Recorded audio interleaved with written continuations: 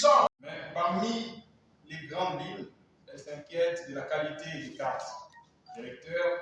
Sur les notions fondamentales du développement communautaire basées sur les atouts AB. Merci beaucoup. Un développement global. Aussi, notre rôle dans la promotion de l'action citoyenne volontaire en matière de politique de développement et notre influence sur la vie démocratique du pays.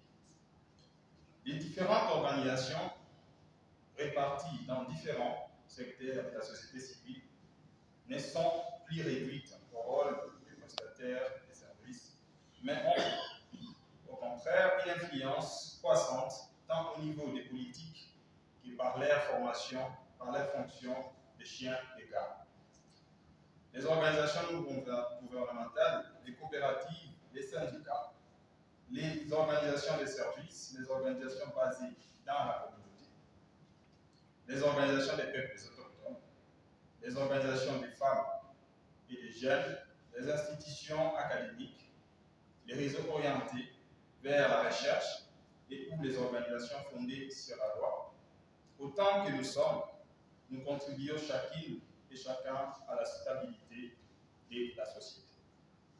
Ainsi, nous sommes d'avis qu'une bonne collaboration entre nous va accroître considérablement la qualité de nos interventions sur le terrain, plus particulièrement en aidant les peuples, surtout les plus vulnérables et les plus marginalisés.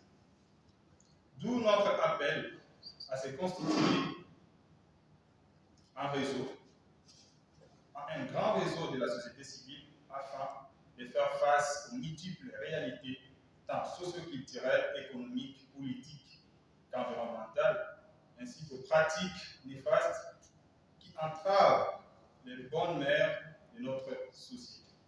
Mesdames et messieurs, chers acteurs de la société civile, Jacques Asbel qui vise à promouvoir le développement social et intellectuel des communautés de base, attend à travers cette table ronde apporter une contribution à la consolidation de l'unité de la démocratie et du développement de notre pays, la RDC, pendant et après cette élection de décembre 2023.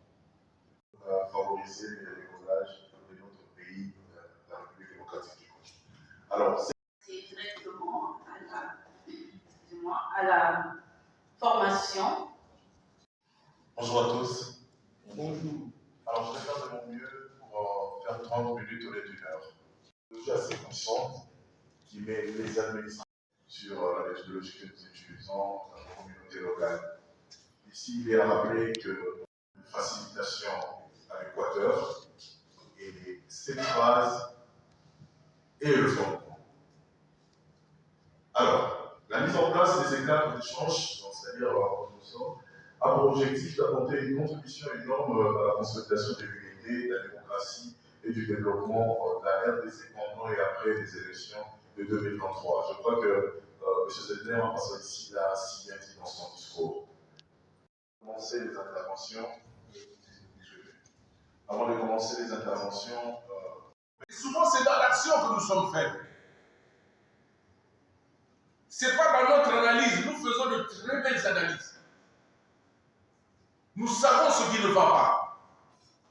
Nous faisons même des propositions de solutions. Mais le drame, c'est que lorsqu'il faut passer à l'action, nous n'arrivons pas à passer à l'action. Et nous n'arrivons pas à passer à l'action tout simplement parce que nous n'avons pas la bonne volonté de faire les choses dans le sens d'un service à rendre à tous. Nous n'agissons que difficilement dans le sens d'un service à rendre à toute la communauté. Regardons-nous en face. Quand il s'agit d'agir pour mon bien personnel, quand il s'agit d'agir pour que je m'enrichisse personnellement, notre action, elle est efficace.